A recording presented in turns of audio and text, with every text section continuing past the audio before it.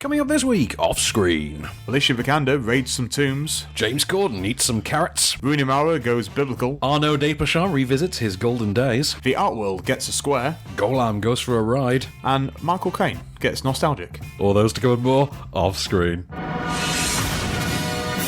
This is Off-Screen. Off-Screen.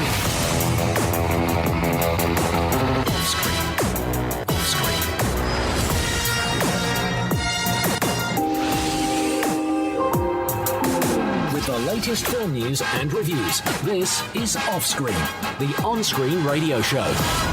Welcome to Off-Screen, I'm Van Connor. I am Kase Allen. So, I just got to say, your Michael Caine bit, it just remind me of The Trip with Steve Coogan. That's what I was thinking of as well. Steve Coogan and Rob Brydon. Rob Brydon. Yeah. Where they're both doing a Michael Caine off and they're trying to do impressions and he's like, no, you have to channel the years of brandy and a cigar. Much lower. Like this.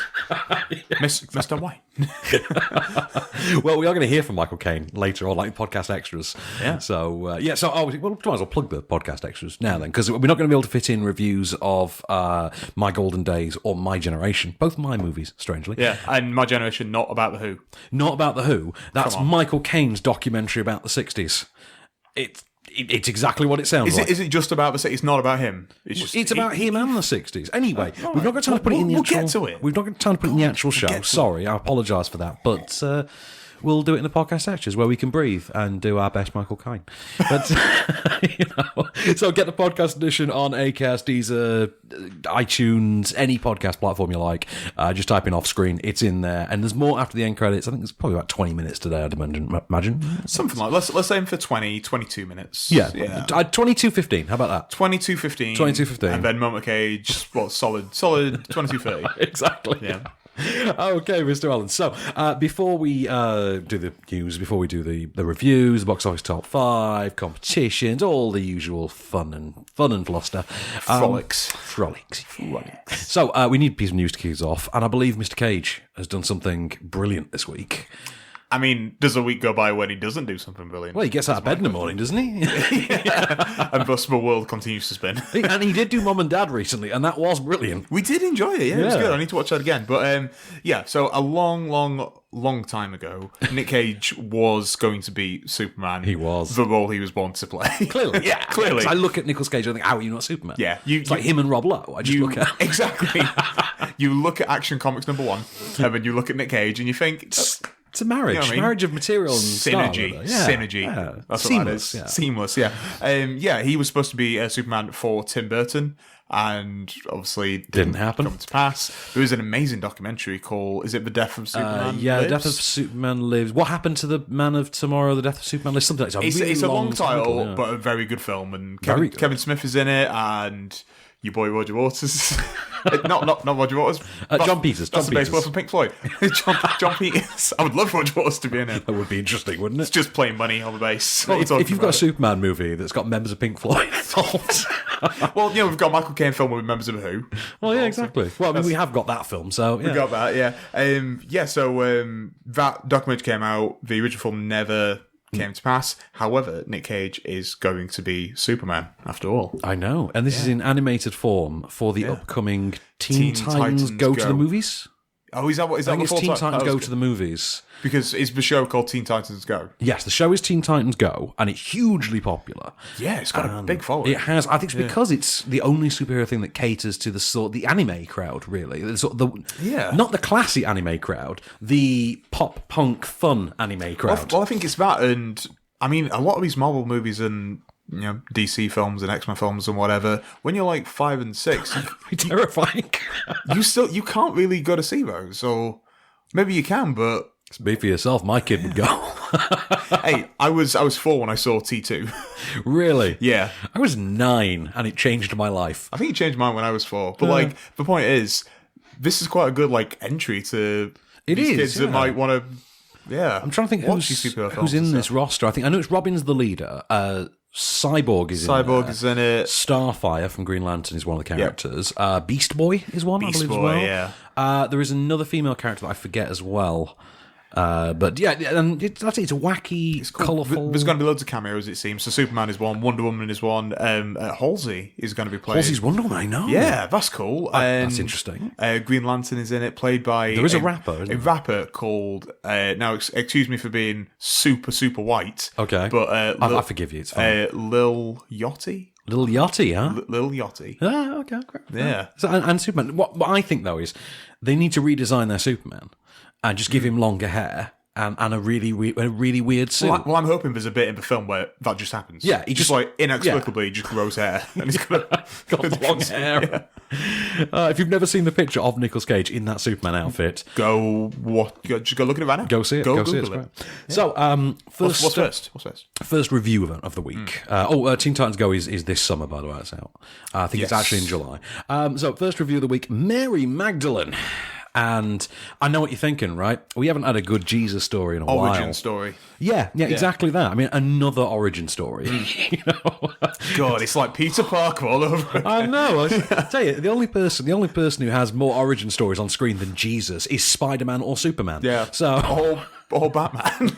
Or Batman. Yeah, I'm tired of seeing those parents die. I want to see Jesus in like Crime Alley. That's what I want to see. That'd be a very different outcome, I think, if that were the case. Well, Joaquin Phoenix supposed to be Joker. So yeah, that's true. Crossover. Okay, so this is directed by Garth Davis, and it stars Rooney Mara as, wouldn't you guess it, Mary Magdalene. And what you get is the sort of origin story of Mary Magdalene. She meets Jesus about 10 minutes in, and she joins his crew. And goes and does a preaching, I suppose. That's the best way to... Go do a preaching. Has he got a sign that just says, gone preaching? That would be great, wouldn't it? Jesus is Joaquin Phoenix. Yes. So JP is playing JC. And that's how we're doing this. He's taken over from the JC that's in... The Passion of the... Oh, yeah, that was JC playing JC. That's JC plays JC in Passion of the Sea. So you've got Rooney Mara as Mary Magdalene, you've got Joaquin Phoenix as Jesus, and Chiwetel Ejiofor as Peter. No way. Yeah, and so the way they position it as in Peter the Denier. The disciple. Well, that's Peter's whole thing, isn't is that Is Peter the one that like denies him 3 times? I don't think it comes up in the film, does it? I'm not terribly sure. I went to a Christian school. I remember things. I went to a high school in the Middle East, so I don't get to know any of this stuff, you see. Right, okay, here's a clip of Jesus turning up at a village made up largely of women and deferring to his token girl to ask just what to do. What shall I teach? Are we so different from men? You must teach us different things. We're women. Our lives are not our own. Your spirit's your own. And you alone answer for that. And your spirit is precious to God. As precious as that of your husband or your father. Then who should we obey? If God commands one thing, but our husbands, our fathers, tell us another. You must follow God. He's a real life of the party, that one, isn't he? So the problem is that tone actually is all throughout the film. That is the tone of the film. That very drawn-out silence, making you wait for the next word kind of an affair. Somebody throw a pie or a table in a temple. Right, the biggest problem with the film, because it's not a particularly great film by any stretch of the imagination. This was never ever going to be an Oscar contender or anything like that, even though there were faint murmurs of it. Yeah, I think it was bandied around for a while. I think it was bandied around, but I think that was more an on-paper exercise than anything else. I don't think that's based on actually having watched the film. When you watch the film, what you've got is a story that you've got a film that wants to be the Jesus story from the perspective of the only woman in his life, which is a novel enough gimmick. It's an interesting enough take. The problem is that they don't actually bother doing anything with that, and half the time they just give up. There are very, very frequent and prolonged sequences in which Mary's kind of just shoved to the side of the screen, and we're just watching a Joaquin Phoenix Jesus story. And the problem is, I think we all kind of know beat for beat how that story goes and every shred of nuance you could possibly cram into it. Having said that, Rooney Mara is very good as Mary Magdalene. And Joaquin Phoenix as Jesus, he's found one of the few original ways to play Jesus, it seems, which is play him as a contemporary motivational speaker. Right. And that's what he does at times. And Has he got like a little headset mic? the only thing missing. Yeah. I kept expecting him to like pull Is he out. like Tony Robbins? Tony Robbins, that's Tony him, from Shallow Hell. Yeah. I half expected him to just take out a pen and be like, sell me this pen. But, never going to happen. But nicely enough shot by Garth Davis. He's the guy that did Lion. I believe he is, isn't it? yeah, Lion. And the problem is it just goes too far into that ethereal, very John Lennon-friendly, hippie zone. Imagine all the Joaquin Phoenixes. Yeah, exactly. Yeah. Much better song. Imagine there's no river. Anyway, was that too much? Was that too much? Is that where we're drawing the line? That's where we're drawing the line, is it? That's where we're drawing the line. It's been 4 years. That's where we're drawing the line.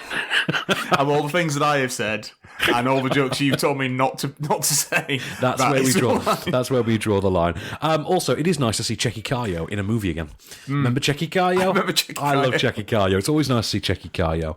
But yeah, they start off going for this gritty feminist origin story. They then give up the ghost and decide, you know what, boilerplate Jesus film. Problem is, they're not adding anything original to the Jesus story. No, there's no Willem Dafoe with an axe as a... None of that. It's one for the completists, those people who really like their biblical epics, biblical dramas. My dad, basically. Like You're not a big fan of... My dad loves a Bible films. story. My dad's one of the only people on the planet who like that movie Risen. You know the one that I called NCIS Jerusalem? Is it Joseph Fiennes? Joseph Fiennes looking for the missing body of Jesus Christ. I remember my mother-in-law wanted to see that, or I remember having a conversation with her, but yeah, I understand. My dad will watch that and enjoy it. No one else will. I would argue the same would probably be true of Mary Magdalene, but it's going to get a little bit of prestige for having Rooney Mara. I'm trying to think of like my top 5 like Jesus-centric films. Probably Jesus Christ Superstar, because it's genuinely a great film. Dogma, yeah. You got to have Dogma. Yeah. Metatron. Yeah. I am the Metatron. I can't think what else, really. Yeah. What's it? Top 2. Competitions for this week. Before we go, we have Paddington 2 on Blu-ray. We're giving those away. It's got a cool gift set with loads of little cool Paddington trinkets in. With marmalade. It comes with a sandwich box, hilariously. You've got to have a sandwich box. Yeah. And also we're running a DVD competition for Professor Marston and the Wonder Woman, which was awesome. Loved that. In fact, both very good movies. I missed it, so I might try to enter that competition. I think you will enjoy. But so onscreenfilm.com in the competition section and win some swag. With the latest film news and reviews. This is Offscreen, the on-screen radio show. And we're back, Mr. Allen. So, shall we get to the bit where you get to have some fun as well? Let's do the box office top 5. What do you think? Fun is fun. Number 5. Lady Bird. Which we both seem to really enjoy. Yeah, it's sticking around. It is. It good. does seem to have It's really good. It's got a following, hasn't it? It seems It's to be definitely got a following. Yeah, I saw someone that had a Lady Bird tattoo the other day. Really? Not in real life, like on the Instagram. Oh, okay. On the grams. Do it all for the gram. Yeah, do it all for the gram. No, I really like Saoirse Ronan in it. I think Laurie Metcalf is brilliant in it. Tracy Letts, as you keep reminding me, Tracy Letts is great in this. I want Tracy Letts to win an Oscar at some point. I think he should. Amazing. I want Walton Goggins to win an Oscar in the next 5 years. This is my crusade, by the way. I think after Sam Rockwell, I feel like we can now do... I feel like Steve Buscemi's going to win an Oscar. I feel like Tucci's going to win an Oscar. Wait. Steve Buscemi's never won an Oscar? Steve Buscemi's never been nominated for an Oscar. Wow! What kind of world are we living in? This is a sick world, man. Yeah. Sick world. First we lose Hawking, now this. No. God, what happened today? Jim Bowen as well? Oh, yeah. Who I'll be honest, Bully? I know more from Phoenix Nights than I do from, like, real life. Oh, and I forgot that he was even in... Yeah, I need to watch Phoenix Nights now. So, Lady Bird. Yeah, Lady Bird. Yeah, from Phoenix Nights. How do we segue this? Very good movie. Absolutely must see it. Do we have a tweet on the matter? Yes, at That's So Ryan with 3 N's. Get your grammar right, Ryan. What are you doing? He likes an N. He likes an N. Let the man have his N. If OJ can get away with murder, then Ryan can have his ends. Yeah. I'm trying to think of a rhyme for, like, if the glove don't fit, you must have quit. Kind of. Exactly. Yeah. Anyway, Ryan says, it's a quote from Phil. He says, "You're going to have so much unspecial sex in your life," is the most relatable quote from Lady Bird and any other movie of 2017. Oh, what a player. Number 4. Game Night. which I really enjoyed. Did you get to see this in the end? I'm trying to see it literally every day. Oh, okay. I remember you were trying to last week, I remember. Yeah, and I had plans to go see it, and then they fell through, and I've tried like 4 times since then. And today is literally the last chance I can see it because my cinema is not showing it. No. Like from tomorrow. So I think you absolutely must go and see it. I think of everything that's on, if you've seen Black Panther, I would check this out next. In fact, if you watch, as long as you've got Black Panther out the way, you've got to go and see this now. Well, I want to see Black Panther for the 4th time, so I need a third. I need a third Black Panther screening. Yeah. But I really love that movie. Anyway, we'll talk about Black Panther later because we're going really off topic. Game Night is a very surprising comedy. And it's surprising because it's as suspenseful as it is funny. And it's very funny. The cast are all pretty game for it. Lamorne Morris from New Girl, I think, kind of owns the show. Jason Bateman's a lot of fun. Kyle Chandler as his sort of arrogant older brother. His brother, isn't it? And Rachel McAdams, who I really like in comedy. I think she should do more comedy. I like her in films. Well, I do as well, yes, too. Yeah. There's an interesting article, actually, really like her. that Scott Mendelsohn wrote, I think it was about 18 months ago, about Rachel McAdams, saying it is strange that Rachel McAdams has had the exact career trajectory of someone who was clearly destined to become a star, but it just never happened. And he gives you the example on the timeline, and he's Amy Adams, like a comparison there. Yeah, kind of. Yeah, they often get kind of like labelled together, don't they? Doesn't Rachel McAdams have that Rachel Weisz movie coming up? There's all the Rachels, My Cousin Rachel, my lover Rachel. When we did the top 5 Rachels. Yes, that one. Disobedience. Is that the one? Yeah, but we're just going to call it the Rachel film. The Rachels, yeah, the Rachels. Yeah, the Rachels. Like the women, the Rachels. Has anyone tweeted about the great movie that is Game Night? Yes, at Addy Writer says Game Night is a complete delight. Flashpoint is in great hands because the writers and directors of this are doing Flashpoint. Apparently, but they have now officially signed. They've signed, as well, yeah, which is something. Yeah, I'll start that again. Does that really account for anything nowadays with the DCU? No, it doesn't. Number 3. Red Sparrow. Grey Squirrel. I really didn't rate this. I think she's good in it. Jennifer Lawrence is great in it. And it's always nice to see Matty Shoes, biding his time until he can finally play Putin. He's just biding time now. Yeah. That's what it is. In 20 years, I will be old and fat enough to be Putin. Exactly. No, you don't call Putin fat. No, that man's got the ultimate dad bod, hasn't he? That guy's the king of the dad bod. I've seen him topless on a horse. Yeah. As one does. Oh. Anyway, less Putin. The problem is the film's not very good. It's too smart and then it's too silly in equal measure. And you kind of find yourself thinking, you need to lean into that. You need to lean into either being highbrow or lowbrow and become the film that quite clearly needs to emerge from this. What you've got is a half measure. And the problem with this half measure is it's not particularly entertaining. It tries to have something to say about female empowerment and the way in which her life is basically upended constantly by the men in it. And they try to get a little bit out of Charlotte Rampling for the same, along the same lines. And there's an irony in that because obviously that's how Charlotte Rampling's career kind of started, was in sleazy, sexy exploitation films of the sort of 60s, 70s and 80s, really, wasn't it? But no, it's just not terrifically any good. The fact that it's at number 3 is staggering to me. Has anyone... Well, you'll be... Tweets Bloody amazed to see what's at number 2. Will I? Yeah. Will I? Who's tweeted? I'll tell you who's tweeted. At Darth_Charlie_. Okay. Weird handle. Come on, Charlie. Yeah, Charlie underscore. Is it? Maybe his surname is underscore. Is it she? Is it a girl? No, Charlie? it's Anne. It's one of those female Charlies. Oh, okay. Oh, it's one of them legendary female Charlies. Yeah, I know 2 of them. Oft spotted. It says. Oh no! I'm sorry. Charlie said something about our next film. My apologies. Oh, okay. All right. So we jumped the gun with the Charlie. Okay. This is a much better name. At Big Fat Nerd. Yes. Yes. Amazing. Yas, Queen. Yas says pleasantly surprised by hashtag Red Sparrow. I would definitely be keen for a sequel for this. Well, that makes you are wrong. Yeah, great handle. One of us. Great handle. Terrible opinions. Number 2. Alright, this is the one that Charlie likes. Charlie likes this one? Charlie likes The Greatest Jackman. Right, can we just draw attention to the fact it has been 11 weeks? Yes. 11 long weeks. Let it go to Blu-ray already.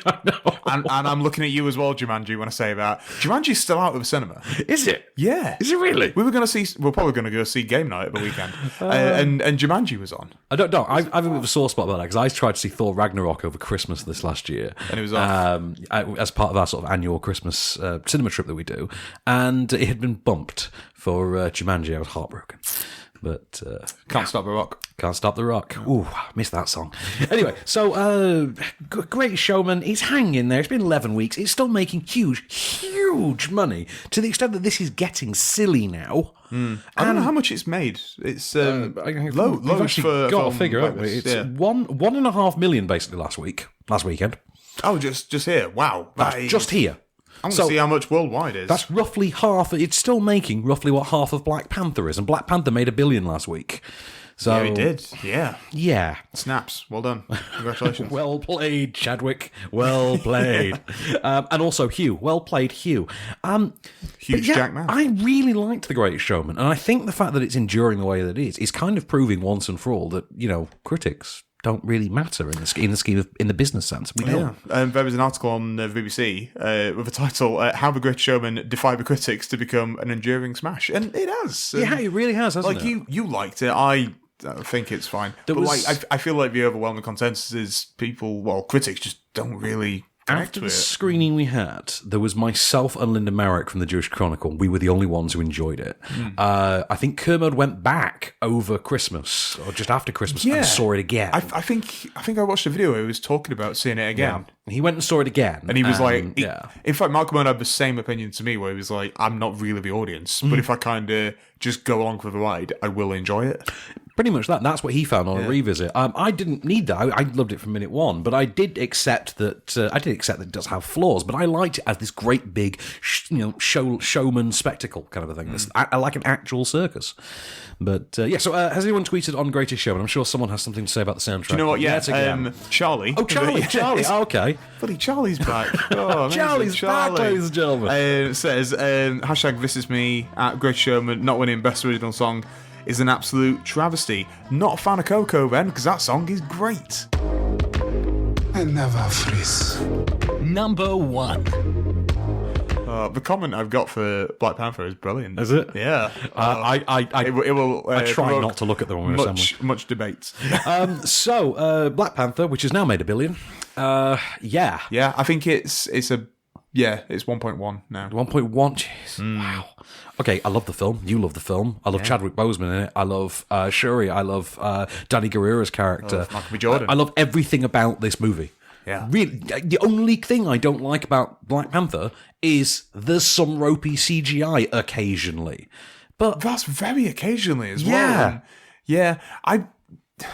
Exactly. Well, I was reading someone else saying something about the sequel and saying, we see more like just no CGI and stuff. And like, how do you get that? You couldn't do that without CGI. Yeah, you could not get that technologically advanced world without CGI. So we are talking about the car chase sequence that is the big part of the marketing. The flipping car and the jumping. Oh, is that what you thought it was a bit ropey? Because that seems to be getting a lot of flack. But we kind of knew that in advance because of all marketing anyway.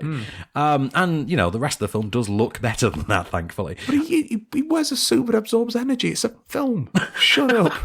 It's a documentary about that real kingdom of Wakanda. Yeah, about those real, about the real, Dora Milaje and their vibranium minds.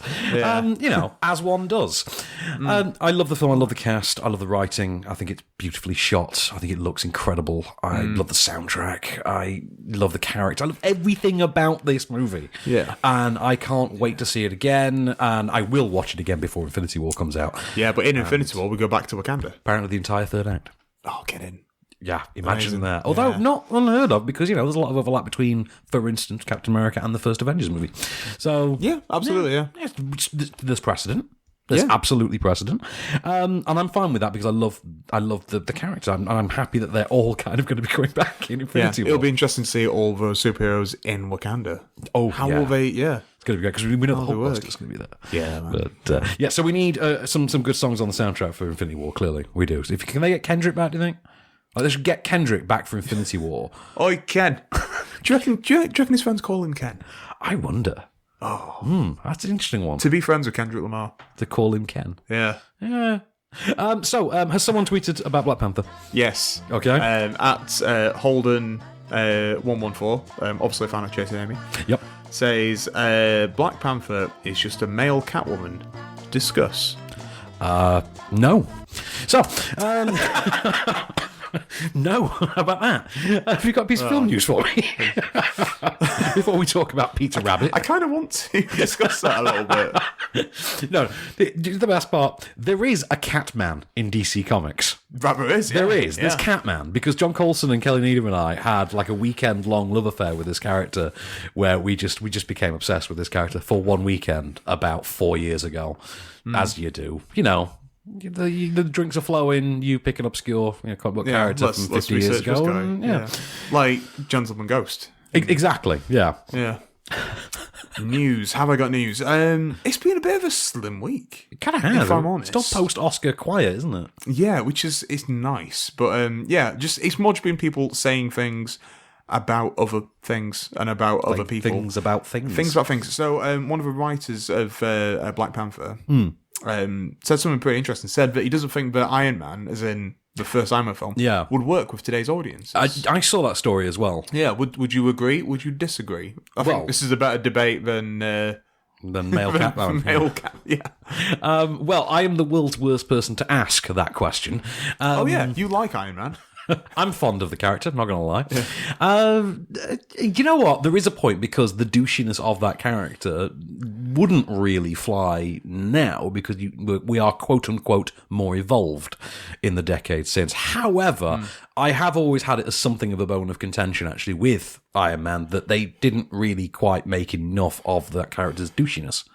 He's meant to still be a douche. That's the point of the character. He needs to be at least 10% douche. Yeah, the whole thing that he is actually, a quote-unquote good person, that's not meant to be there. Tony Stark is meant to be an arrogant, self-absorbed douche. That's the point. And that's when he is a hero. Yeah, well, I guess... Because they don't do that in the film. Because in the film, obviously, in the first 10 minutes of flashbacks and stuff, you see him being a douche. And that's how he's meant to be all the time. And you see that in the Iron Man 3 flashback as well. Yeah. But then he really, really quickly...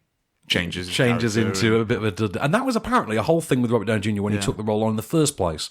Apparently, the thing that he made him sign on for that was he liked that it was a superhero character who, and this was his quote, doesn't go all Dudley Do-Right. The thing is, he kind of has in context. Oh, definitely. But it's taken him a while to get there, but in that first Iron Man film, I feel like they could have stretched out him being a bit of a douche a little bit longer. Yeah, we really could have. But and also, they could have made the initial behaviour actually far worse, which would have just been more fun.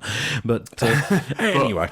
More complaints. But you know what? The Marvel Universe is fine with the characters they're launching now, because, hey, Millennial Spider-Man, African King...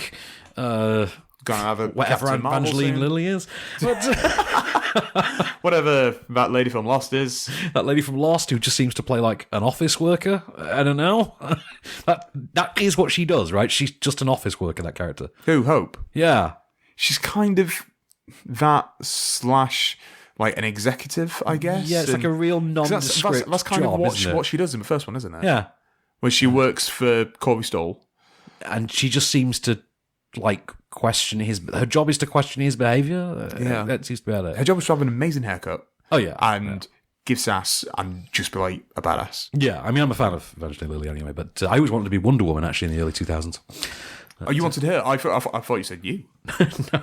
I always wanted to be Wonder Back Woman. around the sort of when Lost first started, I thought she'd make a good Wonder Woman. I agree with that. But that was during the Joss Whedon was going to make Wonder Woman phase. Yeah, he was going to make Batgirl, wasn't he? Yep, but that ain't happening. let's just not let Joss Whedon make any more superhero films. How about that? Okay, so Peter Rabbit, which is based on the iconic, children's... Are they children's books? Would you call them children's books? Or family books? Or Well, they are books aimed for children. Yeah. They are But children books. based on the Beatrix Potter books. Now animated, like all these things are, as a sort of live-action CGI hybrid. The live-action component of this involves Donald Gleeson Yay. and Rose Byrne. Yay. And the CGI component involves Peter Rabbit and all of his friends and family. Who voices Peter Rabbit again? James Corden. Ooh. And his... Oh, I'm trying to get hashtag started. Okay. Hashtag not my Peter. Not okay. That's fair. His sisters are played by Daisy Ridley, Elizabeth Debicki, and Margot Robbie. I like them all. I do like them all as well. Actually, I'm not really sold on Elizabeth Debicki, but anyway, I like her. She's good in Man from U.N.C.L.E. and Guardians for a little bit. She's in. Were there other women in Man from U.N.C.L.E.? I didn't notice. I got to confess, because I thought you just saw Alicia Vikander. That was just 90 minutes of Alicia Vikander in 60s outfits, wasn't it? Because that's how I remember that film. You've got real aversion to Armie Hammer. Call me by her name, Army. Okay, so basically, Donald Gleeson is a sort of, he's a urbanite Londoner. He inherits a house in the country. I won't tell you who dies and leaves that house to him, by the way. Enjoy the film. Is it Brendan Gleeson? No. Oh. It's not. That's the only thing that would have been better. That would have been amazing. That would have been great, wouldn't it? And he's got an actor brother as well. Get the whole family in. You will. You'll love it when you see the film. I'm surprised it's not in the trailers, actually. Seems like the kind of thing they'd give away. Anyway, he inherits the house in the country. Rose Byrne is his neighbour, who he starts a bit of a thing with. Rose Byrne's pets, basically, are Peter Rabbit and his friends, who decide they don't like the intrusion of this new urbanite who keeps shutting them out of the garden they love to raid, and they set about basically a war that will reclaim their cherished farmland. Here's a clip of Donald Gleeson setting up a fence that's going to keep them all out. I can't read lips, but I know her. And she's telling him to take down those gates and let us into the garden. Well, enjoy your brief stay. Just please don't be like the nasty old man who used to live here. He was a real twit. He was my uncle. You didn't let me finish. He was a real... Sorry, I can't. No. There's no saving that one. He was a real twit. No offence. None taken. I never knew him. You seem much more reasonable. Do I? Although, I must say, these gates are incredibly sturdy. Are you expecting an alien invasion? I just need to keep the wildlife out where they belong. Well, they actually belong everywhere. It's kind of their place first. We're the latecomers. How long does it take to say leave the gate open and let in the rabbits? Leave the gate open and let in the rabbits. Ah, I certainly will, madam. And might I say, those rabbits are incredibly cute. Especially the one with the blue coat. He's my favourite. This is going to be nobody's favourite. I was bored, actually, with this. I found it quite dull, I mean, it literally is what you think it's going to be. I mean, from the marketing, you go in, you think, all of the charm of Beatrix Potter is entirely absent from this. There's something kind of weirdly crass about this James Corden incarnation of Peter Rabbit. It's not a particularly endearing character. I know they're trying to paint him in this version as some sort of Dennis the Menace kind of a figure. It just doesn't quite work. Don't fly. Yeah, exactly. Having said that, Donald Gleeson and Rose Byrne bring the charm. Why wouldn't they, though? They are both great as standard. Although I'm pretty sure at this stage, can't we just leave Donald Gleeson in tweed in the country and just bring the films to him? Whenever there's an about time. Yeah. Just leave Donald Gleeson out in the country somewhere, and we'll just show up every week and make a different movie with him in the country, because that's apparently what he does now.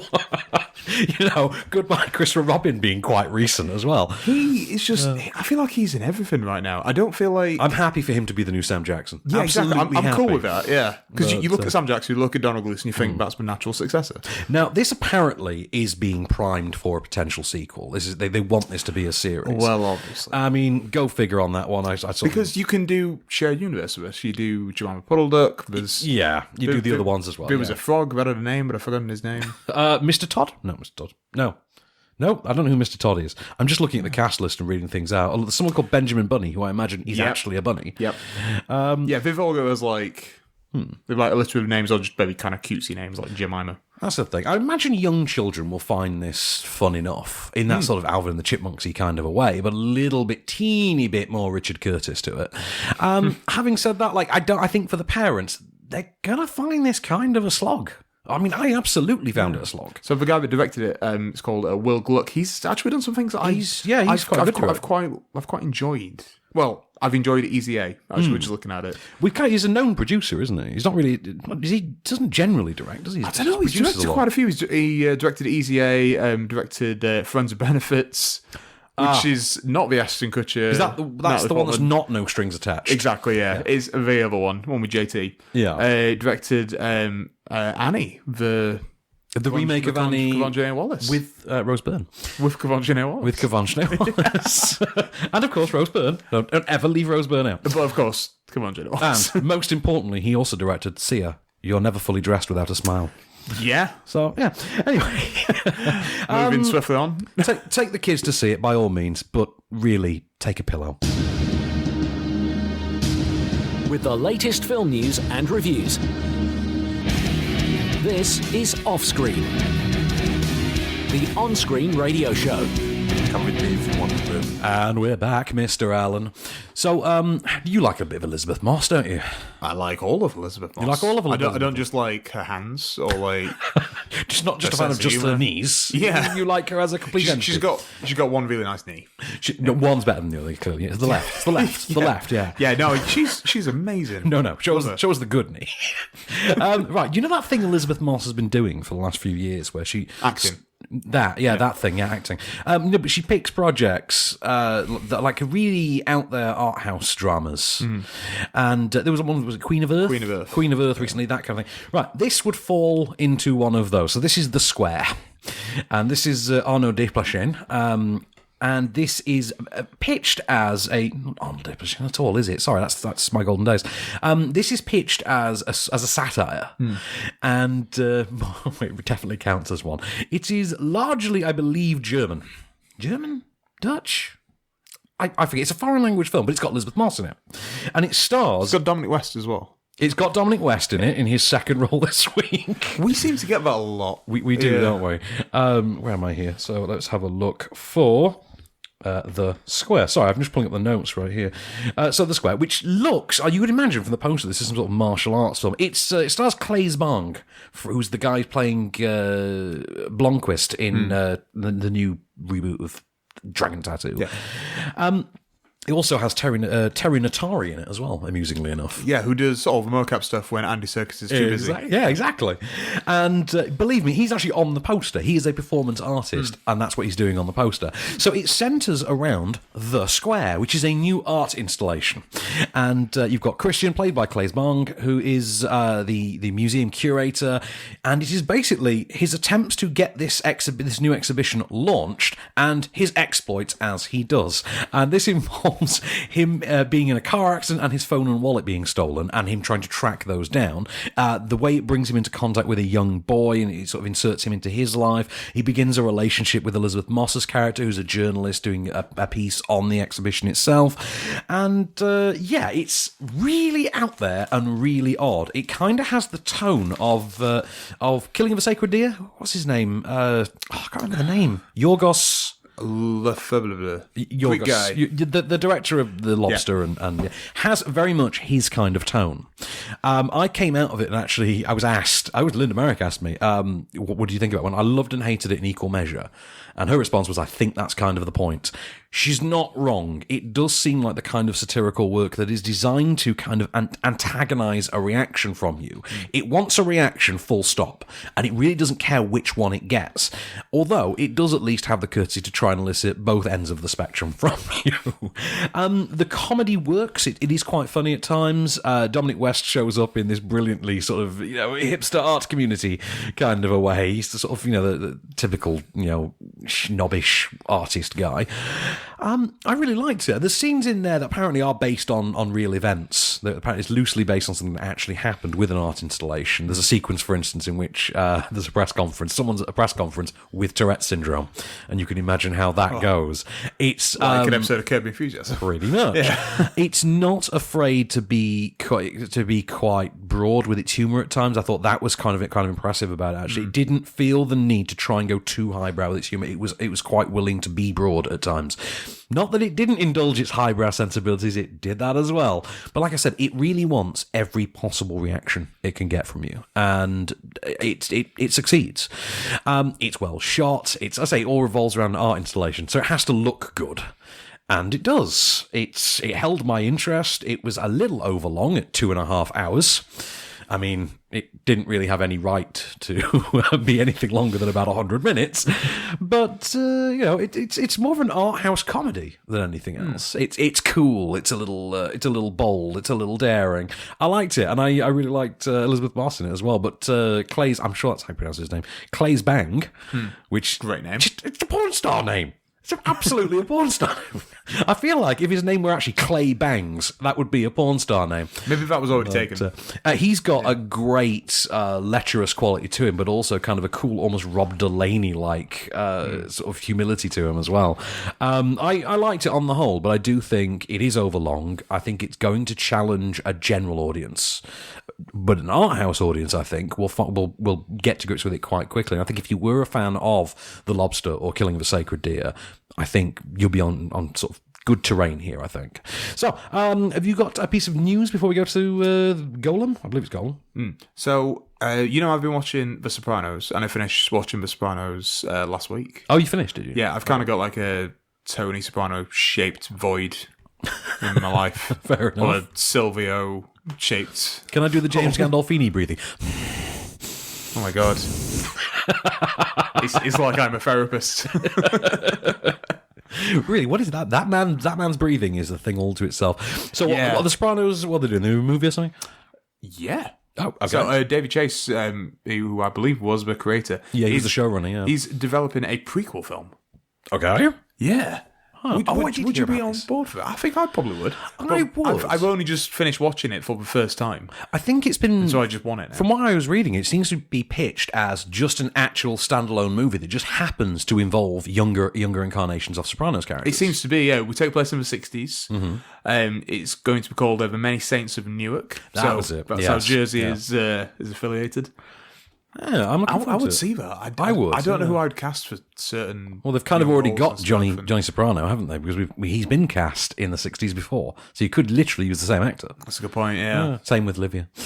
Yeah. But, I just don't want to see AJ again. No, I never need to see AJ ever again. As this is a prequel, that's fine. I know. That ain't gonna happen. But and also just think about the fun of like getting Tony Sirico to come back and play his own grandfather or something like that. That would be quite funny. There was a Saturday Night a Saturday Night Live sketch about we did the Carrie Bradshaw Diaries. Yeah. So Carrie's like high school student. Yes, I remember that. It was awful. They did a Sopranos like high school comedy like sketch.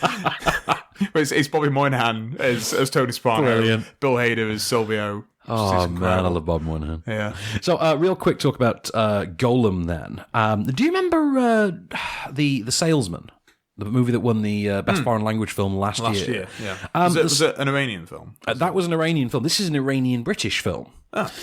This actually stars the same guy. I need to be quicker with like pulling things up on IMDb because I'm very slow today. This stars Shahab Hosseini, who you might remember. He was literally the face on the poster for the Salesman. He takes the lead here. This is a film that's shot and set in Britain. He is an Iranian cab driver by night.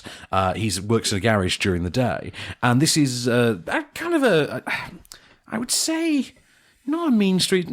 The shades of Taxi Driver in there, but it's not quite as psychotic. Okay. The general gist is that he encounters a lonely older woman and sort of bonds with her, and in the meanwhile, he's got political issues going on with his family. He's attracting the ire of three yobs down the local pub who resent him because, Muslim. And, Because Muslim, because this is a movie set in contemporary Britain and he's a Muslim sat in a pub, so he attracts these three hooligans who take issue with his existence. I did find this actually quite compelling. I wasn't sure what it was. I started watching this cold. I missed the screening due to Southwest Train, so thank you guys. But luckily the PR people were very nice and gave me a link for it. I found it, despite having known nothing about it going in, quite compelling. His performance, I think, is terrific. And that goes back to something like The Salesman for me, because I think he is a genuinely captivating actor. There is something quite charismatic about him. And I can see him crossing over into sort of Western mainstream at some point. That sort of way that Oded Fair threatened to do. Something like that. Do you mean our original Doctor Strange? Our original Doctor Strange, yes. Oh, good God, I can see that now. But yeah, I think he's definitely got mainstream Western crossover appeal, and I think a film like this definitely helps sell that. Really well shot, I quite liked it. Mitra Tabrizian. It's Beatrix Tabrizian's first film. Written by, story by, directed by. I was genuinely taken in by it. I thought it had atmosphere. I thought it had grit. And it had a great performance in the lead. Half of it is subtitled, the other half is in English. It is a study of, dissection of, culture, of foreign cultures in Britain as it stands. And I liked it. I thought it was a really engaging film. Again, not really a mainstream multiplex film.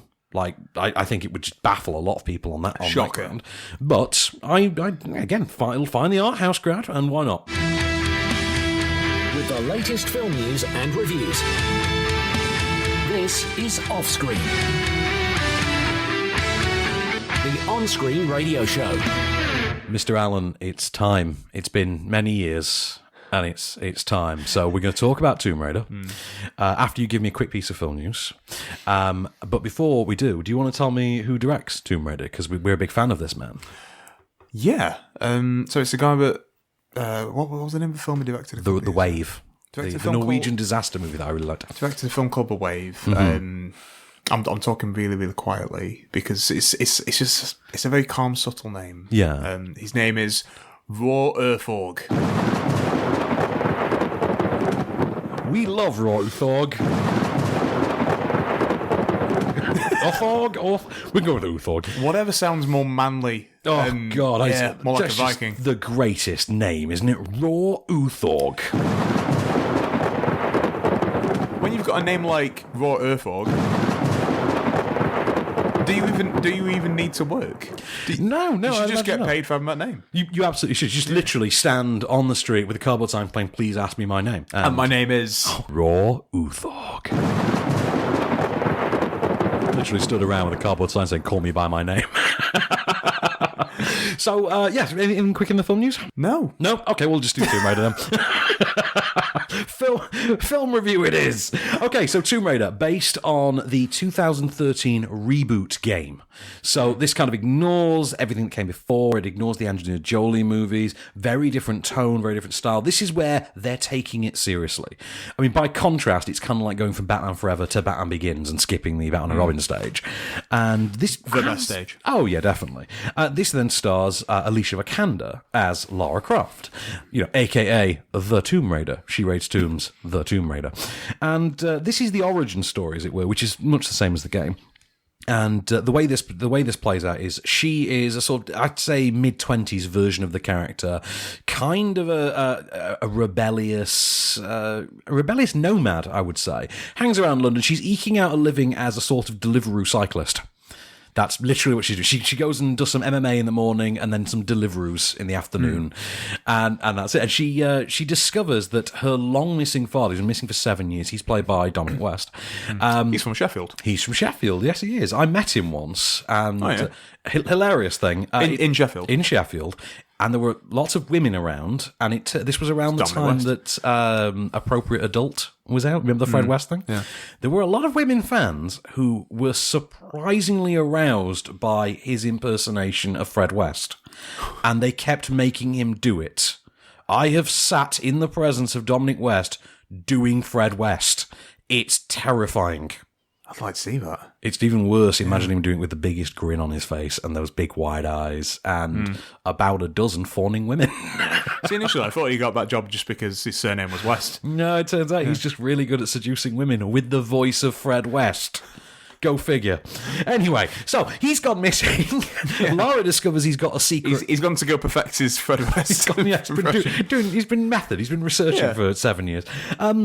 She discovers he's got a secret room in the family manor. In this room are all of his secret projects. It turns out he wasn't just a corporate tycoon, he was also an adventurer, as you do.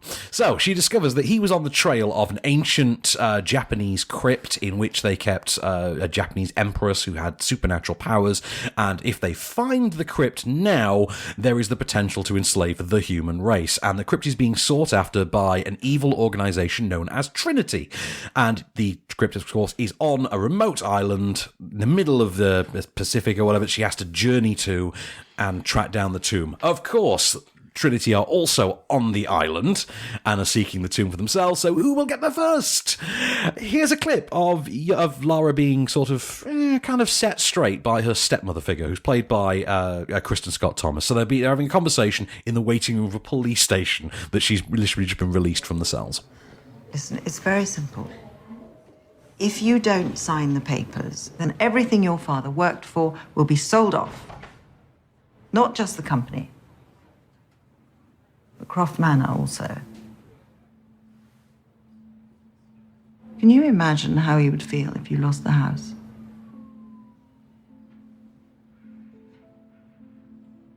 Lara, your father's gone. But you can pick up where he left off.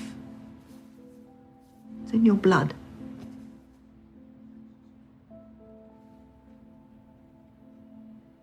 I'm sorry. I'm just not that kind of Croft. Alicia Vikander and Kristen Scott Thomas there.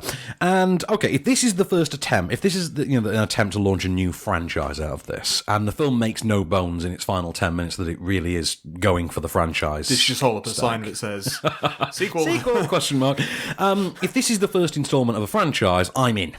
I'm totally in. This is, by default, the best attempt to convert a video game to the big screen in the 25 years that they've been attempting to do exactly that. And I'm pretty much going from Mario Brothers to Assassin's Creed. Which, if we're honest, the video game movie scale is just sliding degrees of crapness. And things like, Warcraft don't help.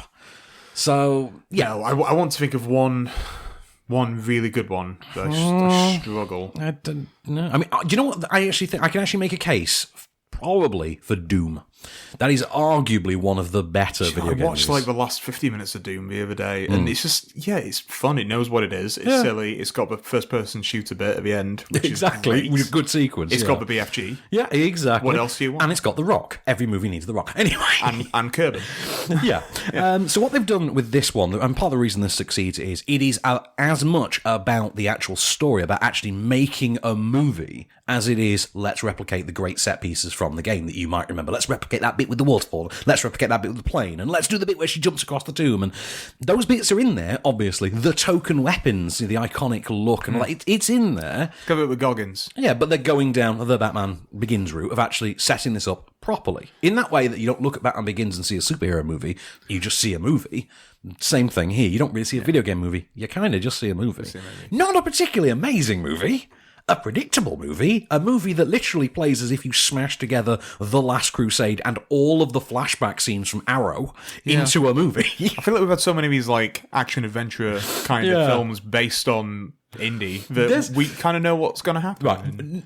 Right. Here's the thing, right? I obviously everyone's seen Indiana Jones and the Last Crusade. You know the bit in Indiana Jones and the Last Crusade where they've got Sean Connery's notebook and he's written like what looks like prose, and it turns out those are the challenges. Yeah. Right. There's a moment early in this film when Lara Croft gets her dad's notebook and reads out a similar thing, and you're like, so that's pretty much our third act mapped out, isn't it? And then you get to the third act, and pretty much. Does Dominic West say Jehovah starts with an I? Do you know what? He says similar weird things. As also, he does get to say Sprout a lot. So, so that's like a nickname. Pet name for Lara Croft, yeah. She's very good in the role. She's very deadpan. Now, because of how deadpan she is, it creates a bit of a barrier. Because they've avoided the wisecracking, sort of indie-styled, Indiana Jones-styled thing that Angelina Jolie was doing. Yeah. Having said that, Angelina Jolie fared a little bit better with the accent. Vikander, still good. Just the accent's a little ropey at times. Right. Walton Goggins, great villain. When's he not? It's Goggins. Yeah, there's not a lot of depth to that character, but he's written in such a way that he doesn't need it. Yeah. He's kind of written as, I am just a guy doing a job. I'm literally being paid by the hour to be here. Like, I don't care. And that is the character. And, like, to be fair, Walton Goggins kind of sells the hell out of that. Dominic West, who, incidentally, second time playing Alicia Vikander's father. What's the other time? Testament of Youth. Oh, was that war film? That was the war one with Kit Harington. And first movie I ever saw Alicia Vikander in January 2015, and I dimly recall saying to myself, well, that chick's got to be a star someday. Well, that was the year when she was in every movie. 6 films. Yeah. She like properly chastained it that year. She did. Yeah. So, directorially, I think Roar Uthog does a pretty good job. I mean, it's not quite got the sort of the gravitas that he brought to, for instance, The Wave. Yeah. But he does lean into that when he's doing the action set pieces. He does lean faintly into the style of The Wave. Other than that, it does seem to be going for a little bit more of a generic-y, popcorn-y kind of a look and tone. I guess that's all you need for this kind of film, though, isn't it? It's probably that's all the studio wanted. But pretty much. From his next film, yeah, let's see what will happen. Would you go see another film by Raw Earthorg? I mean, hell's yeah. I think the guy's great. I think he's great. Yeah. I think he's great. I'll see every movie he makes. That's it. I mean, you come out of this film and you think, okay, that wasn't particularly genius. That wasn't, it's not going to reinvent the wheel. But you know what it does? It actually does bolt those wheels onto something and go for a pretty good ride. So it's not Warcraft. It's not Warcraft, thankfully. Like I say, though, it is literally the best movie anybody has ever made out of a video game. It is basically entertaining. It's engaging enough. It's fine. It's an enjoyable. It's a 6.5, 7 out of 10 kind of a film. But it's fine. It's an 8 for the extra experience of enjoying it. I've not seen it, but I'll give it a 6.5 because I'm always pessimistic. That's it. I mean, it's quite close to a National Treasure movie, to be honest. Kind of has that going for it at times. Don't love any of a film over a National Treasure movie. Where's our threequel? Yeah. Anyway, where is the Declaration of Independence? So I think, begrudgingly, I am going to give it Film of the Week. Is that just because of Raw Earthorg? No. I mean, he's part of it, obviously, but no. I just think it was an enjoyable, fun, nuts and bolts, adventure in the jungle kind of a movie, and I'm down for that. And I think she's great. Rumble in the jungle. A rumble in the jungle. If you would. A welcome back to the jungle. So I'd go and see Tomb Raider. You'll have a good time. She's great in it. I love Alicia Vikander. Isn't anyway. Nick Frost in it? Nick Frost and Jamie Winston are both in it, and they're in it. Amazing. They're in it for exactly the right amount of time, which is about 4 lines of dialogue. So I'm good for that. Van has an opinion, everyone. Call me surprise. Call me by your name. Sir. Call me by your surprise. Have you seen that? Call me by Monet Instagram. Yes, I have. They've done classical paintings based on. Yeah, that's beautiful. So next week, interesting week. Wrinkle in Time is out next week. Finally, Ava DuVernay and Oprah. Oprah and Mindy Kaling. You know, Oprah's the only person who's actually Oprah rich. Yeah, funny that. Mind blown. Mind blown. Yeah. Also next week, long delayed this one, Mark Felt, the man who brought down the White House. With Liam Neeson. With Liam Neeson's, yeah. Liam Neeson's, y'all. Yeah, that's finally getting a release next week. I forgot that film even existed. I know. I think he's probably made like 7. He forgot that film exists. He's been making his Ice Road Trucker film, hasn't he? Yeah, clearly. Yeah. I think Liam Neeson forgot this film existed whilst he was making it, by the look of it. But, he was like, do I need to be Irish for this? I probably need to be Irish. Next week as well, The Third Murder. Also, Have a Nice Day. Unsane is next week. But is that the? It's not Soderbergh, is it? Yeah, it's Soderbergh. Is that the one he shot on an iPhone? Yeah, because he's a visionary. Yes. Yeah. First person to do that, isn't he? Well, I mean, like, unless you're Sean Baker. Yeah, exactly. That's the joke. Also, I Got Life is next week. The documentary Westwood, Punk Icon Activist, next week. You're thinking the same thing I am, aren't you? Activist. Ron Silver. No, not Tim Westwood. Not Tim Westwood. Not Tim Westwood. It's Vivian Westwood. So, yeah. I want to see a film called Westwood and Westwood. Two West, Two Wood. Oh, Westwood in Hollywood. That's a movie I'd watch. Oh, my God. And, of course, you know what else is out next week? What's that? Pacific Rim Uprising. We need a button for that. We do. We'll get one for next week. We'll get the bwam. We need to have one left over from the first movie. We need to re-cancel the apocalypse. The apocalypse is back on, boys.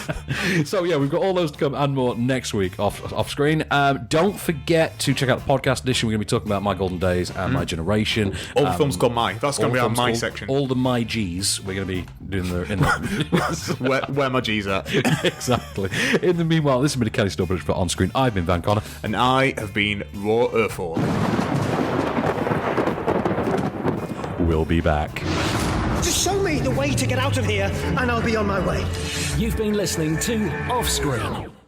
For more news and reviews, visit onscreenfilm.com. So, I'm not great at doing impressions. I think I can do about one line that one Michael Caine line, and I can kind of sound a little bit like Tom Hardy in the film Lock when he says, "Oh yes, concrete." Yeah, that's the only bit of Welsh I can do, and it's not even Welsh. You know, I love that movie. I do. I really like that film. But it is weird to look back on it and think that's Tom Hardy in a car. literally a man taking a phone call for like 90 minutes. Yeah, but also I think, why has that not been done before? Yeah, it's one of those ideas. It's like, it's one of those movies that you can genuinely say you came away from knowing more about concrete than you ever thought. He says concrete a good 19 times. Concrete. I can do a good replication of certain scenes from certain Stallone movies. Like the one where he mumbles. Which one? One of my favourites is the courtroom sequence from Rocky Balboa. Right. Yeah, that's that one. No, I'm not going to do it. I'll save it for another. You do a good Keanu Reeves. You've done that loads. You're down, buddy. People trusted you and they died. What's a line of dialogue? You're not an FBI agent. Is it officer? FBI agent. Have you seen what the How Did This Get Made film is for this week? No. Johnny Mnemonic. Oh, man. Yeah. I watched that a couple of years ago. I'm going to have to rewatch it. I just revisited. I went through a phase about 3 years ago where I revisited all the bad Keanu's. I just did all the crap 90s sort of cyberpunk films. So I did things like Strange Days and Johnny Mnemonic. Did you watch Tank Girl? Tank Girl, that was one of them as well. For some reason, I included Double Dragon on that list. What's Double Dragon? The video game movie with Robert Patrick as the villain? I don't think I've ever seen that. After Terminator 2, Robert Patrick got a role as the villain in Double Dragon. What this basically involved is, it's a kung fu movie. It's based on the old NES game. It's two twin brothers. I think they explain it in the movie as they're adopted, because one is Asian and one is American. The American one is Scott Wolf. Remember him? Right. And the other one I feel like Scott Wolf needs a button. I think the other brother might be Mark Dacascos, I think. But Robert Patrick's the villain, and he wears this. It's like a proper suit, but it's fitted like a Vanilla Ice suit. He also wears sunglasses and has the most coiffed bleach blonde hair you've ever seen. And a completely different coloured beard. It's a bizarre movie. Alyssa Milano plays the love interest in it. Okay. And there's an army of rollerblading teenagers. Not an army of hammers. Not an army of hammers. Or army of lovers, if you're... Army of peaches. Army of peaches. But yeah, that was my 90s crap fest, as I call it. We should have Virtuosity was one. Oh, of course it was. We need to have a 90s crap fest. We should do that. Let's do a 90s crap fest. Because you enjoyed Disturbing Behaviour when I showed you that. I really enjoyed Disturbing. Yeah, it's essentially the Stepford tweens. Yeah, effectively. Yeah. But who was in there? Was it Marsden? Marsden's in it. I forget who else was in it. Casey Holmes was in it. Remember Katie Holmes and Nick Stahl. Yeah, Nick Stahl, I actually met Nick Stahl years ago at a convention. It was just no one was like going up and talking to him. He was all on his own. I mean, at one end of the table was Nick Stahl, and the other end of the table was the Weasley twins, and they were just being ignored. And I thought, I'll give John Connor the time of day because he was John Connor. Damn it! What, the Weasley twins being ignored? Like, no one wanted to see the Weasley twins because they got at every bloody convention. I bet Donald Gleeson was there, but like, we had to see the moody one that follows all the rules. I never thought about that. Both Gleesons were in Harry Potter, weren't they? Oh yeah, yeah. Because Mad Eye. I'm sure that his brother is in it as well. No, probably. Yeah. By the way, have you seen the Fantastic Beasts trailer? Yeah, can we talk about it? Because I think it looks crap. I don't know. I kind of nothing it, to be honest. I'm just I'm very unmoved by it. I can see the attraction for Jude Law as Fit Dumbledore. Fit Dumbledore. Yeah. Lots of people have been calling him Dumbledick. Oh, okay. Yeah, fair enough. Dumble Daddy. He seems to be a big fan. He seems to have a lot of fans in certain communities. In certain communities. Yeah, character is an LGBT character now, isn't he? Yeah, which is amazing. Yeah, but it's one of those many things that J.K. Rowling just decided to bolt on to the backside of the fan base, sort of willy nilly. Yeah. When you could be bothered. Are we back to this? Are we back to bashing a billionaire? I just can't stand her. I really can't. I wish that franchise would go away. It was done. It was over. We were free. Dobby was free. Now it's back. I don't know. My favourite part is when Dobby dies. I never liked Dobby. You know what, though? I'm team Jason Isaacs. You know, in the movie... I Yeah. am. But you know, in the movie, though, I mean, Dobby's death lacks a bit of the punch because half of his appearances in the continuity have been removed for the sake of time. Yeah, that's true. I mean, he had an enormous subplot in the fourth book that's then taken away from the movie. There's a lot going on in Gobbler, though, isn't there? Well, yeah, that's true. Yeah, But, I mean, you need to just move things along. You need to get to Francis Delator. Come on. which movie is it that had Ian Brown in it? One of them I had Ian Brown cameo in. Is he? Jarvis Cocker's in one. Jarvis Cocker's in, I think it's Goblet of Fire when they have like a prom. They're in the band. Yeah, they have like a prom and it's Jarvis Cocker's. I think Ian Brown is in it at one point and he's like sat there, he's in Hogwarts or something. He's in like the pub. Does he play like a magic monkey? He's just sat there in the pub. That's it. I think that's Ian Brown. That's what you want from me. You're going to look that up? Of course I'm going to look this up. I don't know which one it was. 2018. I don't need to wonder about I don't know which one it was. Just look on Google. You know. Ian Brown. This is a great podcast. Isn't it? Yeah, totally. Me Googling. You Google? Yeah, I can go with that. Ian Brown. Harry Potter. Harry Potter 3? Oh, right. Oh, is it Azkaban? I think it might be actually, Alfonso Cuarón. That's the one, the Cuarón movie, yeah. Yeah. The good one. The good one that had... It's a lot of people's favourite. I'd probably say it's my favourite as well. I think mine as well, yeah. definitely, yeah. It was my favourite book. Oh, totally. And it's the first one we see Gary Old Man. Yeah. Gary Oscar winner Old Man. Oh my God, that's Ian Brown. No, JK. That is Ian Brown reading a book. Stirring in the pub, some kind of coffee. Does he stir his... Am I right in thinking he stirs his tea magically, like with his finger? He holds his finger above it and stirs it magically, doesn't he? The spoon moves like so. Do you know what he's reading? What? This is bizarre. It's Stephen Hawking, isn't it? Yeah. Yes, A Brief History of Time. He's reading A Brief History. Yes. It's because obviously today Stephen Hawking passed away. Yeah, everything's coming up Millhouse, huh? Not Stephen Hawking. Not Stephen Hawking, yeah. No. But actually, he was in The Simpsons, so yeah, that kind of works. Yeah. And he was incredible. This has turned into a bit of like an obituary for Stephen Hawking, which is fine. I'm cool with that. I'm cool with that, yeah. Yeah. He's in quite a few Simpsons episodes, isn't he, Stephen Hawking? Yeah, I mean, well, they did Star Trek Next Generation, Big Bang Theory. Yeah, I read about Star Trek. He was the only person to play himself. Yes, he was. Yeah. Which is pretty cool. Was in Futurama. He was in Futurama, yeah. Which makes sense, in Star Trek, he's a hologram. He's a replicated hologram who plays poker with Data. Yeah, because isn't Data playing poker with like the most Isaac brilliant Newton, minds? Albert Einstein, Stephen Hawking, and then I think there's like a Token Vulcan or someone. Token Vulcan. Yeah. That's a bad name. Token Vulcan. Token Vulcan. Oh, God. But, yeah. Okay, we have reviews. Let me try and chuck one in. We are a film show. Yeah, we are, yeah. Okay, My Golden Days. Let's talk about this one. This is the one by Arnaud Desplechin. This is apparently a prequel to one of his other movies. How long have you been practicing that name for? I gave it about 10 minutes effort before we started the show, if I'm honest. That's not the amount of effort that anything needs. Right, really. this movie came out 3 years ago. It is now getting a UK release. It is, I know, it is the prequel, apparently, to My Sex Life, which is, I think, a 2006 movie, starring Matthew Amalric, who returns here as that character. What it is, what it involves is Matthew Amalric's character preparing to leave Tajikistan, where I presume, I don't know, did he leave that in the other movie? I've not seen it. I don't know. And he starts thinking back to events from his teenage years. So, for instance, at the time he went and lost his virginity on a trip to Russia, which was then still the USSR, and how his mother went mad, and how he just hung out with his friends. That's the movie. To be honest with you, I think a lot of it was lost on me for having not seen the other film. I mean, they didn't really tell you in advance. It was just, just the latest, foreign language just a thing. Drama that was being put out. I didn't know there was a continuity to this. I wasn't expecting to be Linklated. Anyway.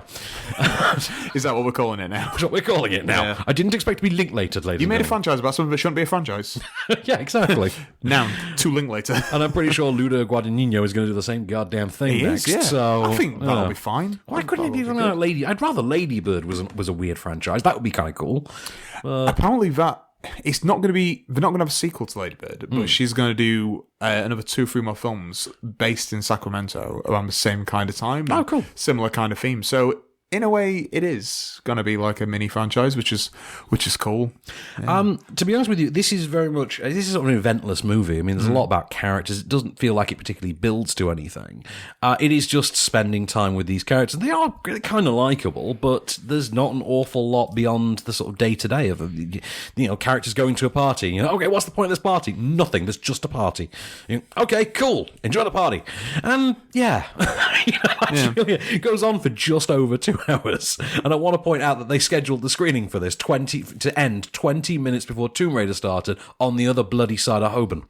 So you can imagine the fun I had that morning. I've got no geographical context. You've been to Warner Brothers, right? I think in London. In London, yeah. I've been to London. I've been there, yeah. Everything there, didn't you? I did, yeah. I went by myself, took myself to London and everything. I had a sandwich in my bag. That was the one that I really struggled to find. And I had maps on my phone, and I looked like a tourist. And there was a security guard, and I was like, where is this place? And he was like, it's here, mate. It's next to the Pure Gym. Yeah. I remember Soho screening rooms where we saw... Is that the Swanky one? No, that's Soho House. Soho screening rooms was the one where we saw Killing the Sacred Deer. That's Mr. Young's. Sorry, I call it Mr. Young's. We saw... Yeah. Imagine walking from there to Warner Brothers in 20 minutes. Did you see that John Hamm one there as well? Yes. What was that called? Marjorie Prime? Marjorie Prime. Yeah, that was the one, yeah. And Predator. And Predator, yeah, we saw that in the basement, didn't we? Yeah. So I'm just reliving Mark Van's life. We had a good day. Yeah, it was good. I had a croissant. Yeah, it was nice. Well, next trip we're going to see Blockers, aren't we? So we're going to see John Cena in a film. Yes. I mean, if we can see him, because famously can't be seen, can he? No. I don't think Golden Days was particularly much to shout home, but I like the characters and everything. But I don't think the film was particularly much cop. I mean, much cop. Much cop. It was barely a film. Meg, what kind of name is that? Just like 3 letters. I don't know. What else we got in the... Sarah, what's in the news this week, then? I'm trying to find some. We have an entire website that puts out news, and we never actually check it. No, Sorry, Calvin. There has been news. But there's been news. Yeah. We have seen some. Oh, did you know the Last Jedi Blu-ray has a score-only mode? Yeah, I read about that. I haven't seen one of those in years. Yeah. Do you think people will bother watching it? They used to put them on some weird films. Like Bad Boys had that. Like Bad Boys had a score-only mode. But you got to watch a film for the dialogue. Why would you? You got to watch it for the nuance of the writing, surely. Oh, wait. Embargo's dropped, so Tomb Raider review's out. Yay. Spoiler. Oh, hang on. Spoiler. Van liked it. Calvin and I used the same image for 2 different articles. That's embarrassing. That can be changed, or retconned. Can be. Matt Damon and Ben Affleck's production company is going to use inclusion riders. Batfleck and Matty D Bones. Matty D. Madonna's going to direct a ballerina biopic called Taking Flight. No idea what that involves. Let's see what else is happening in the world. Let's just not talk about Madonna making a film. That's not. Oh, that's my favourite news. Lance Reddick is going to be in the London Has Fallen sequel, Angel Has Fallen. Who is he going to play? Apparently he's Gerard Butler's boss. So I think he'll be replacing Angela Bassett, won't he? So Lance, because she died in... she dies, yeah. And then... Plane crash. Yeah, they helicopter crash. They some needed kind of a proper death, didn't they, in that film? So it was Angela Bassett. You need some weight. This is what you need. You need a death. Listen to me, Greatest Showman. This was never going to work unless they had something to rally around. Exactly. Yeah. So Lance Reddick is going to take... And obviously most people, I think, now, in the mainstream, seem to know him as the concierge in the John Wick series. So... Yeah. Otherwise, The Wire... For me personally, Fringe. But I would say The Wire for me. He just pops up in small roles and things. Like he was in The Guest for a little bit. Do you remember that Dan Stevens? Oh yes, he was, wasn't he? Yeah, that was a very strange appearance. Die Hard 6 apparently is still coming, and now they've hired the writers of The Conjuring to spruce it up. Right, is that still the one where it's going to be part prequel, part sequel, part who gives a shit? Yeah, I think so. Yeah, where you're gonna see Johnny Mac like in the academy or whatever. Yeah, it's going to be in the 70s because it's based on a comic book. It's like bookended. Yeah, it's based on a comic book called Die Hard Year One. Right. And in the comic book, it was set in the Summer of Sam. It was John McClane as a beat cop during the Summer of Sam, and he happened upon terrorists. Yeah. That's exactly how it was. Son of Sam. The summer of 76 when... The summer of 76 when... I just want to watch that film. I just watch Summer of Sam. It's a great film. Got Johnny Legs in it. How bad could it be? Yeah, it's got Adrian Brody with a giant bloody mohawk. The Bloodshot movie that Sony are trying to develop. They have hired Vin Diesel for it. So, what is he going to be doing? Well, apparently not making it a box office success because Vin Diesel is not a box office draw. He is not on his own. Right. Do you know anyone that actually paid to see the Witch Hunter one?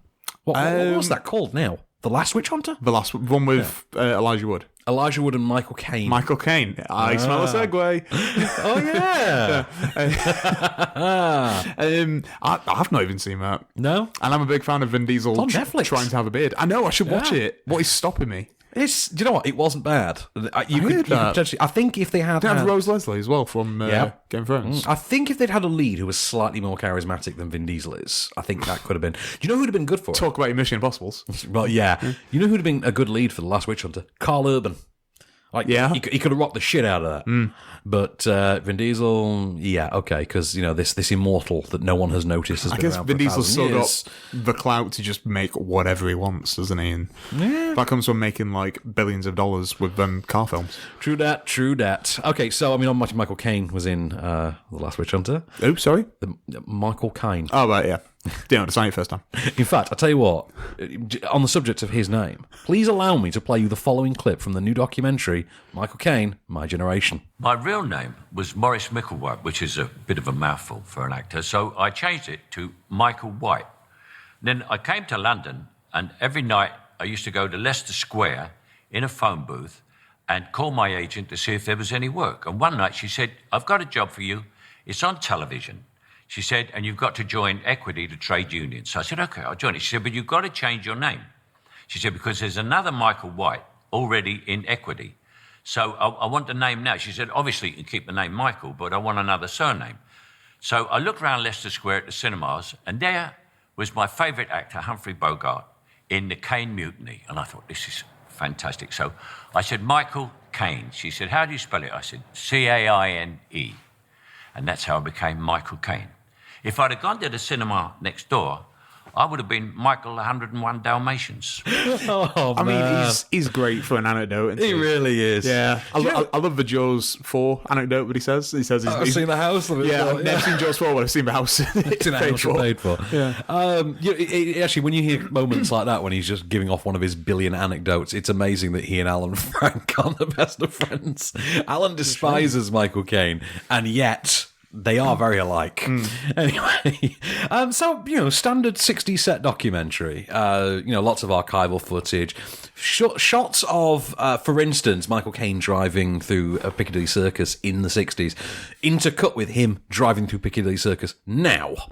And, the times haven't been kind. Is he actually driving the car? Yeah. Yeah, actually, he's just going through in his Jag. Of course he's got a Jag. Of course he has.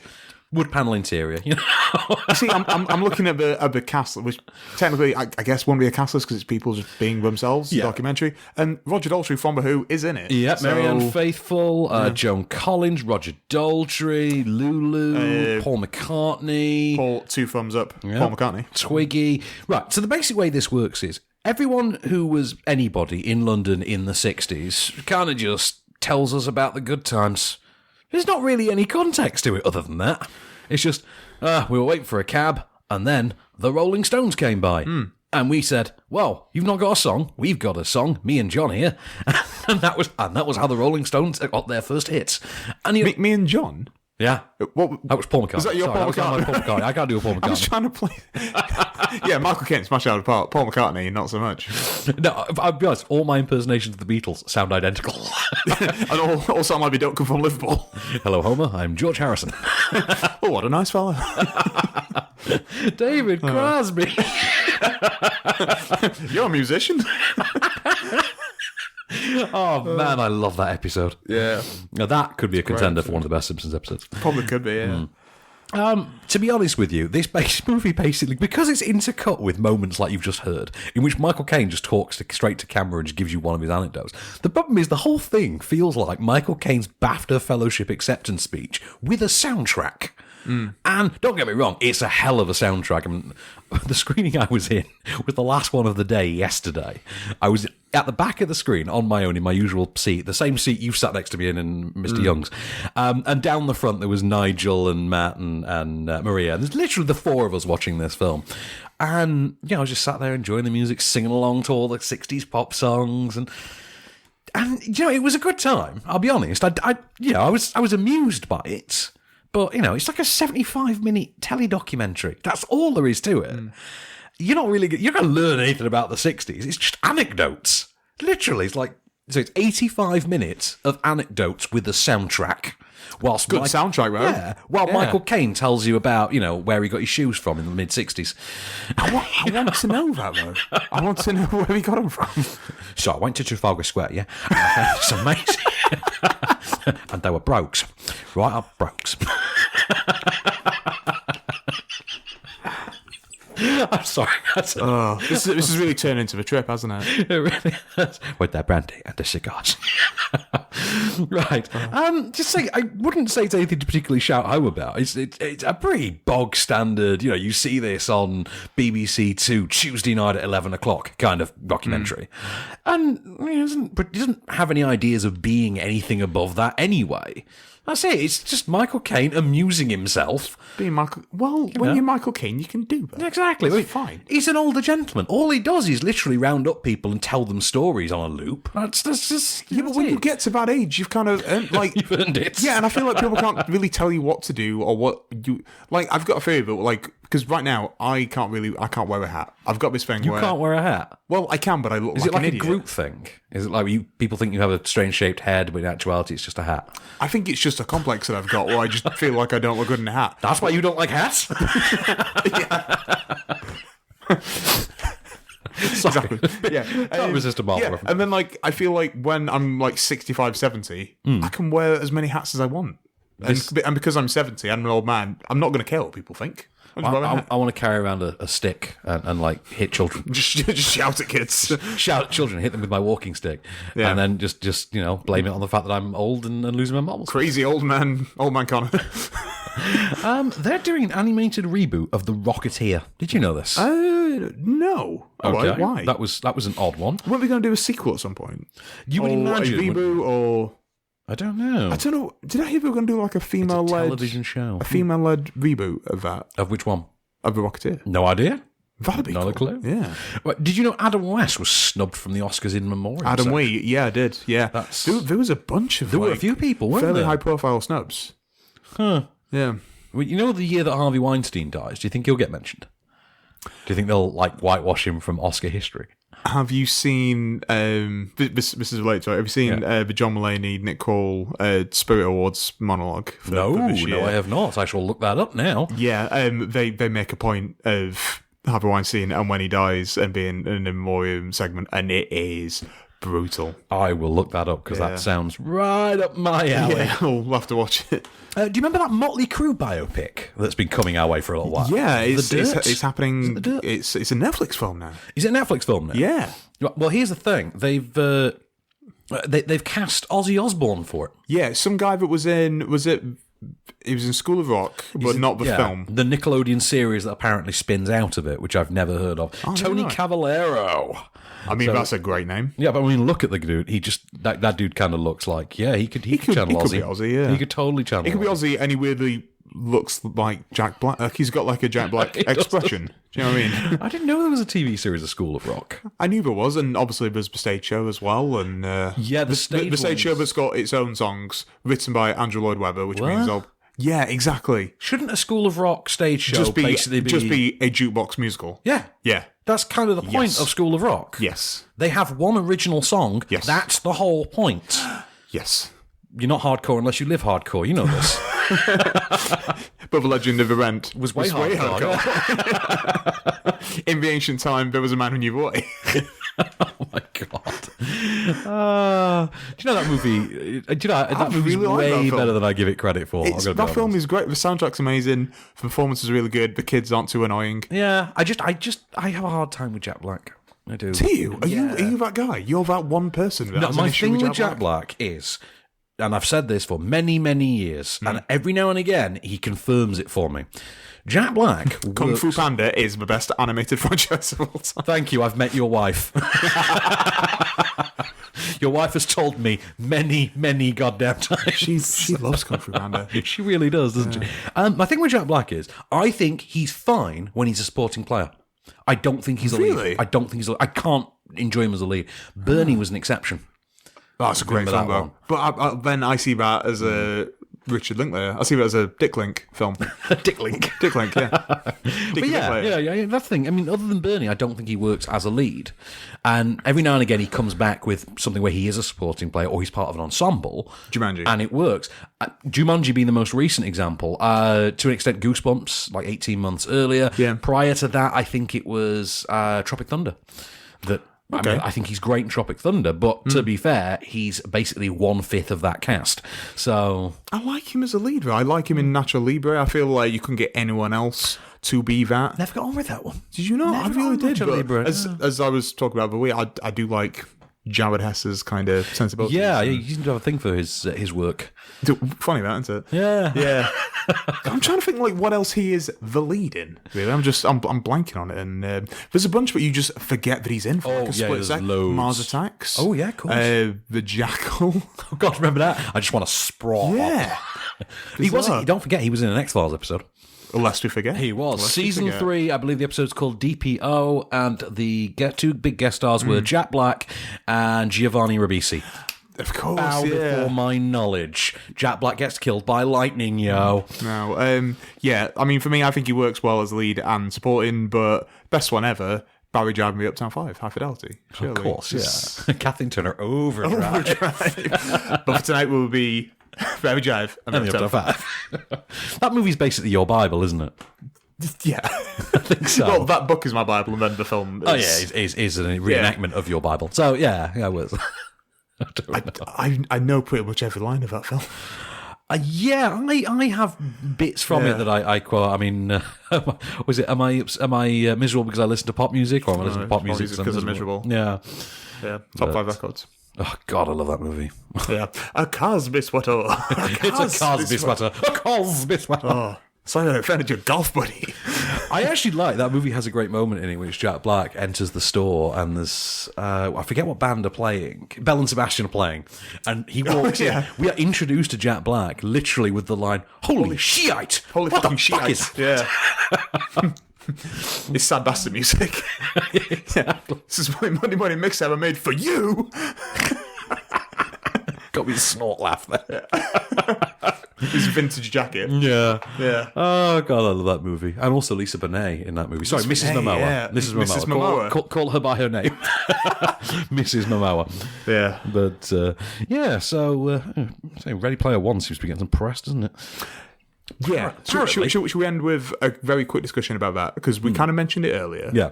Off air. Because, we talk when we're not just being recorded. We converse. We're workplace proximity associates. Yeah. Never friends. I'm still a little bit... Are you on the fence with it? I'm on the fence, yeah.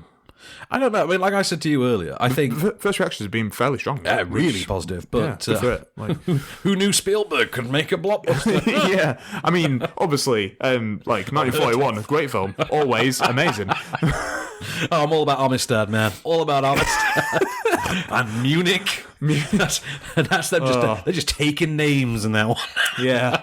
I am all in on the terminal. Exactly, yeah. I don't know. I mean, I feel like Ready Player One is one of those, and we get one about every decade now. You get that one movie, that one Spielberg movie that doesn't look or feel like a Spielberg movie. It's just brilliant, and you don't expect it from him. And So I'm thinking of what Minority Report, for instance, which didn't feel at all like a Spielberg But movie. it's brilliant, yeah. But was really cool and stylish, had a very distinct look. And it does, yeah. And got loads of people moving their hands around, like moving screens. And God, the technology in that movie makes no sense, does it? No, not at all. I mean, I'm just putting it out there. That was, 2002? And was it as early as that? It was 2002, and the manner in which he transferred a photograph from one screen to another was to stick it onto what is effectively a flash drive and then walk across the room. It's 2018. We have Dropbox. He used Scientology for that, right? Yeah. But I mean, we have Dropbox, we have AirDrop, we have goddamn MMS now. Really? That was the best they could come up with. We're talking about Hollywood writers couldn't come up with a way to wirelessly transfer files. Why are you not a Hollywood writer, man? No, exactly, I know. Yeah. Predict what we're going to be doing in 10 years. When we do Minority Report 2. All holograms. There is a Minority Report 2, though, technically. What? Did you not know this? There's a TV series. There is a sequel. Oh, is it in continuity? It's in continuity. Oh. Because it's set 10 years later. I knew there was a sequel. I didn't 10 know or 20 years later? I thought it was just taking the premise and the title and Oh no, it's. Oh look, there's a recognisable IP. Let's have that. Stars My Dream Lady. Who's that? No, I honestly can't remember her name. If I'm honest. Megan Good. That's it. Not Megan, not bad. Not Megan, not bad. Megan Good. Megan Good from the little scene Bonnie and Clyde riff starring Tyrese, Waist Deep. Right. Yeah, that is a movie that exists. Just putting that out there. Because wasn't there Bonnie and Clyde with Emile Hirsch? I have no idea. I feel like there was. I drown out the memory of most Emile Hirsch films, if I'm honest. You just put it out into the wild. Yeah. Clever boy. I'm a real speed racer. We really are. Yeah. But, yeah. Anyway, so I think that kind of wraps it up for us this week. Really? I've got no my bad jokes. I got nothing. In which case, here it is, your moment of Gage. That's what she was there for. That was the plan. To give you a boner. And you got one.